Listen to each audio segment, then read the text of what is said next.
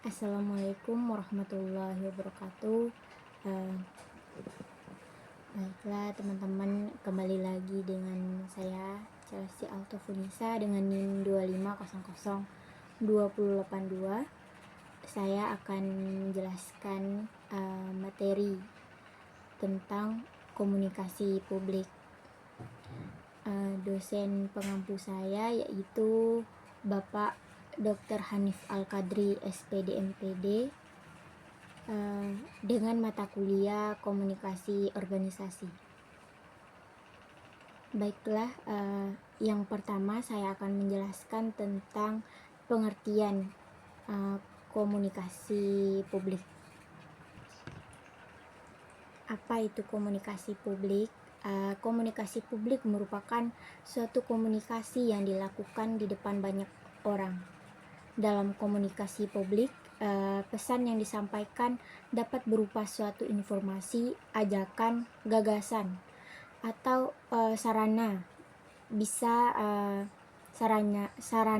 bisa berupa media massa, bisa pula melalui operasi pada rapat umum atau aksi demonstrasi. Komunikasi publik ini memerlukan keterampilan komunikasi lisan atau tulisan agar dapat disampaikan secara efektif dan efisien. Komunikasi publik ini juga sering disebut dengan komunikasi massa. Namun, komunikasi publik memiliki makna yang lebih luas dibandingkan dengan komunikasi massa.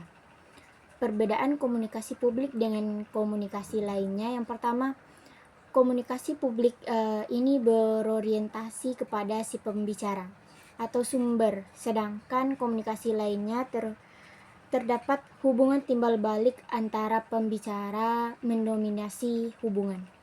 Yang kedua, pada komunikasi publik melibatkan sejumlah besar penerima, tetapi pada komunikasi lainnya hanya 2 orang atau lebih saja.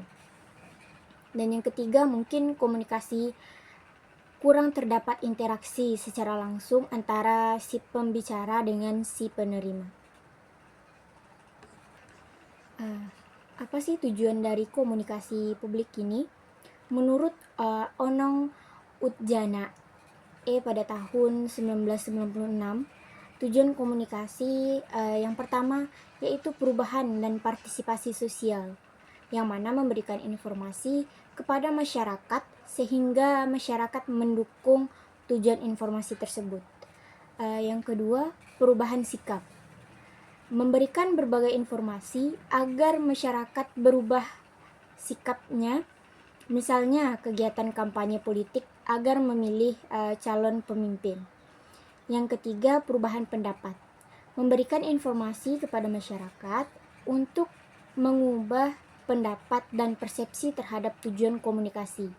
Contohnya, sosialisasi program pemerintah. Dan yang terakhir yaitu perubahan perilaku, misalnya seminar atau sosialisasi dinas kesehatan supaya masyarakat mengikuti pola hidup sehat. Adapun tujuan komunikasi secara umum, yang pertama yaitu memberikan informasi kepada masyarakat, yang mana dengan informasi yang benar masyarakat merasa aman dan tentram. Informasi akurat diperlukan masyarakat dalam membuat keputusan. Informasi dapat dikaji sehingga menambahkan perkembangan informasi. Yang kedua, mendidik masyarakat, memberikan berbagai informasi yang dapat memajukan tata nam komunikasi massa. Contohnya seperti mendidik kegiatan masyarakat melalui komunikasi interpersonal antara penyuluh dengan anggota masyarakat, antara guru dengan murid, atau bahkan antara pemimpin dengan bawahannya.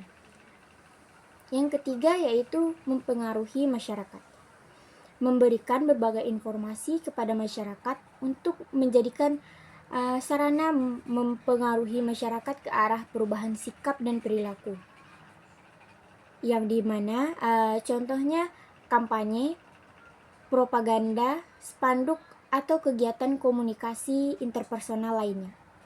Yang terakhir yaitu menghibur masyarakat. Penyajian informasi melalui sarana seni hiburan. Komunikasi publik sangat penting karena dapat membangun kepercayaan, mempengaruhi opini publik, dan menyebarkan informasi secara efektif kepada khalayak luas. Komunikasi publik yang baik memungkinkan organisasi atau pemerintah untuk menjelaskan kebijakan, mengelola krisis, dan membina hubungan yang sehat dengan publik, termasuk melalui media tradisional maupun digital. Manfaat utama dari komunikasi publik ini yang pertama yaitu bertindak sebagai jembatan untuk membangun dan memelihara hubungan positif antara berbagai pesan. Misalnya pemerintah dan atau organisasi dan publik, yang dapat meningkatkan kepercayaan masyarakat.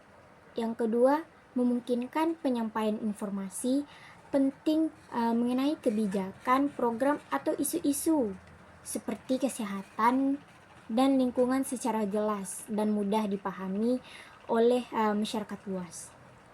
Yang ketiga, memberikan kemampuan untuk mengaruhi dan menginspirasi orang lain, baik di dalam memberikan informasi untuk hiburan maupun motivasi perubahan perilaku yang positif.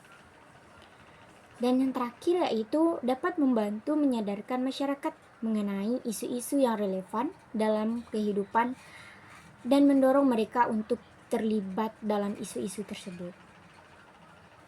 Baiklah, selanjutnya saya akan menjelaskan tentang tipe-tipe dari komunikasi publik. Yang pertama yaitu komunikasi demonstratif.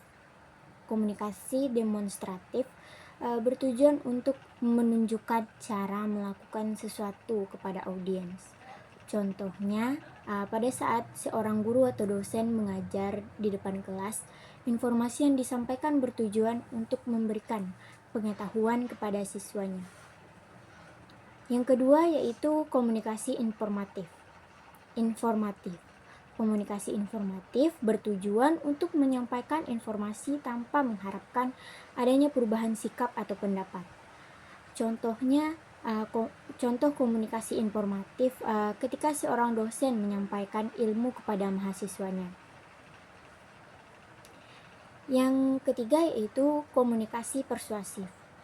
Tujuan komunikasi persuasif ini pada umumnya adalah untuk perubahan sikap atau memengaruhi orang lain. Dengan kata lain, komunikasi persuasif bertujuan untuk memengaruhi pendapat, sikap, serta perilaku seseorang, baik secara verbal maupun non-verbal.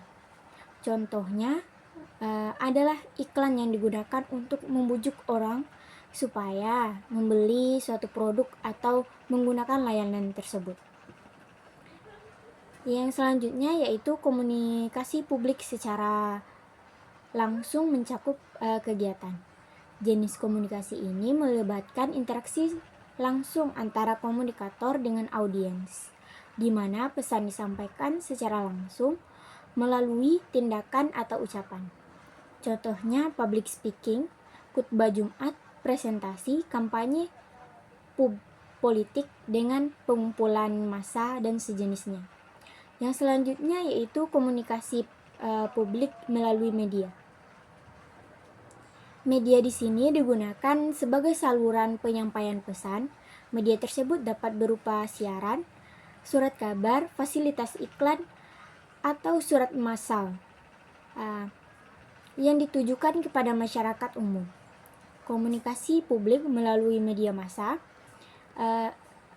melalui media juga dilakukan oleh akademisi atau ilmuwan, seperti melalui artikel di majalah atau pesan WhatsApp yang dipakai untuk mengungkapkan kompleksitas penelitian akademik dan membuatnya lebih mudah untuk diakses oleh khalayak publik. Yang itulah tipe-tipe dari komunikasi publik. Komunikasi publik ini memainkan peran penting dalam membentuk opini publik, mempengaruhi perilaku, dan membangun hubungan antara organisasi atau individu dengan khalayak mereka. Dengan teknologi dan media yang terus berkembang, komunikasi publik terus mengalami evolusi yang signifikan, memungkinkan pesan-pesan untuk disampaikan dengan lebih cepat dan efisien kepada khalayak yang lebih luas. Komunikasi publik melibatkan berbagai strategi dan saluran komunikasi untuk mencapai tujuan-tujuannya.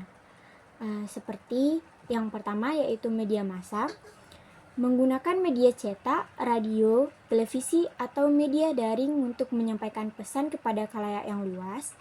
Ini termasuk siaran berita, iklan, dan program-program khusus yang dirancang untuk mempengaruhi opini publik. Yang kedua yaitu sosial media, memanfaatkan platform-platform seperti Facebook, Twitter, Instagram, YouTube untuk berinteraksi dengan audiens secara langsung, memperluas jangkauan pesan, dan membangun keterlibatan. Yang ketiga yaitu acara publik, mengadakan pertemuan, seminar, konversi pers, atau forum diskusi untuk berkomunikasi langsung dengan khalayak dan mendengarkan masukan dari mereka. Yang keempat, kampanye pemasaran, menggunakan strategi pemasaran untuk menyebarkan pesan-pesan tertentu, membangun merek, atau mempromosikan ide-ide tertentu kepada masyarakat. Yang kelima yaitu hubungan masyarakat, membangun dan memelihara hubungan yang baik dengan media, masyarakat, dan masyarakat untuk memastikan bahwa pesan yang disampaikan dipahami dengan baik dan diterima dengan baik. Yang terakhir yaitu advokasi, menggunakan kampanye-kampanye untuk memperjuangkan isu-isu tertentu, mempengaruhi kebijakan publik, atau mendukung perubahan sosial. Adapun ciri-ciri dari komunikasi publik ini, yang pertama yaitu satu pihak atau pendengar cenderung lebih pasif. Yang kedua, interaksi antar sumber dan penerima terbatas. Yang ketiga, umpan balik yang diberikan terbatas. Yang keempat, dilakukan di tempat umum seperti kelas, auditorium, atau tempat ibadah. Yang kelima, dihindari oleh sejumlah orang banyak. Yang keenam, biasanya telah direncanakan. Dan yang terakhir yaitu sering bertujuan untuk memberikan penerangan, menghibur, memberikan penghormatan, dan membujuk. Dari banyaknya tujuan dari komunikasi publik ini, ada beberapa efek yang dapat ditimbulkannya. Yang pertama yaitu efek kognitif, yang dimana akibat yang timbul pada diri komunikan yang sifatnya informatif bagi dirinya. Dalam efek kognitif ini dibahas cara media massa dapat membantu khalayak dalam mempelajari informasi yang bermanfaat dan mengembangkan keterampilan yang kognitif. Yang kedua yaitu efek efektif. Efek ini kadarnya lebih tinggi daripada efek kognitif. Menurut Carnilla tahun 1999, tujuan komunikasi massa atau komunikasi publik ini bukan hanya sekedar memberitahu kepada khalayak agar menjadi tahu tentang sesuatu, tetapi juga lebih dari itu. Setelah mengetahui informasi yang diterimanya, khalayak diharapkan dapat merasakannya. Inilah yang disebut sebagai efek efektif. Yang terakhir yaitu efek behavioral. Efek ini merupakan akibat yang ditimbulkan pada diri khalayak dalam membentuk perilaku, tindakan, atau kegiatan. Selain itu, ada juga hambatan-hambatan dalam komunikasi publik. Yang pertama, hambatan internal adalah hambatan yang berasal dari dalam diri individu yang terkait kondisi fisik dan psikologis. Contohnya, jika seseorang mengalami gangguan pendengaran, ia akan mengalami hambatan atau kesulitan komunikasi. Demikian pula, seseorang yang sedang tertekan atau depresi tidak akan dapat melakukan komunikasi dengan baik. Yang kedua yaitu hambatan eksternal.